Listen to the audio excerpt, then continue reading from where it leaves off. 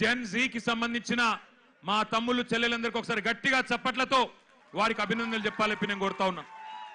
నిజంగా ఇవాళ ఇక్కడ పెట్టింది కార్యక్రమం రాజకీయం కోసమో ఎవరినో తిట్టడానికో లేదా ఎవరినో విమర్శించడానికో కాదు.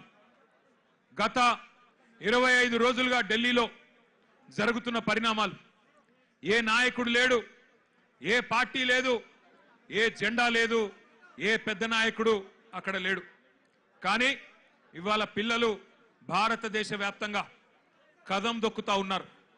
ఎక్కడి వారక్కడ రైళ్లలో బయలుదేరి, బస్సులలో బయలుదేరి వాళ్ళ తల్లిదండ్రికి కొంతమంది చెప్పకుండానే ఢిల్లీకి చేరుకొని జంతర్ మంతర్లో ఈరోజు తమ గలం విప్పుతున్నారు.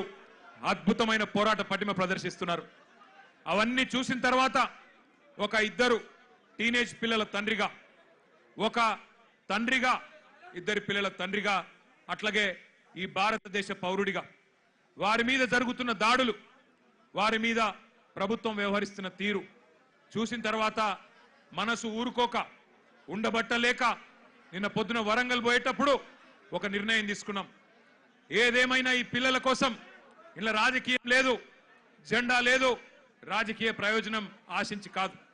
పిల్లల కోసం మనం కూడా మాట్లాడకపోతే మనం ఇంత స్థాయిలో ఉండి ప్రజాప్రతినిధులుగా ఉండి మనము దండుగా అన్న ఉద్దేశంతో ఇలా పిల్లలతో మాట్లాడాలి, వాళ్ళతోనే మాట్లాడియాలి.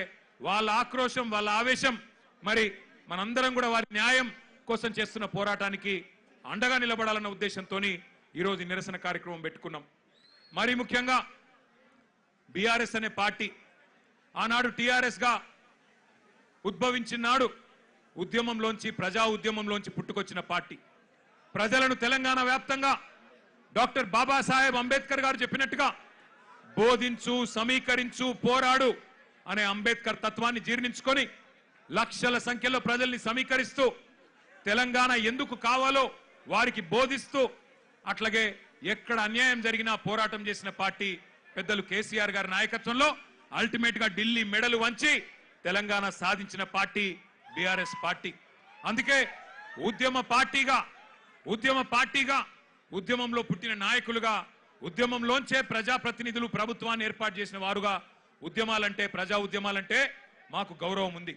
అందుకే ఆ ఉద్దేశంతోనే వాళ్ళ పిల్లలు చేస్తున్న ఈ పోరాటానికి ఉడతా భక్తిగా కేవలం వాళ్ళకు వెన్నుదన్నుగా మనం నిలబడాలి. ఇలా మన జెండాలతోని వాళ్ళ పోరాటాన్ని మలినం చేయొద్దు. మన జెండాలతోని, మన రాజకీయ ఎజెండాలతోని వాళ్ళ పోరాటాన్ని మలినం చేయాల్సిన అవసరం లేదు. కానీ వారికి అండగా నిలబడి ధైర్యం చెప్పి మీ ఎంబడ మేము కూడా ఉన్నాం, మీరొక్కరు మాత్రమే కాదు అని చెప్పవలసిన బాధ్యత మన మీద ఉన్నది.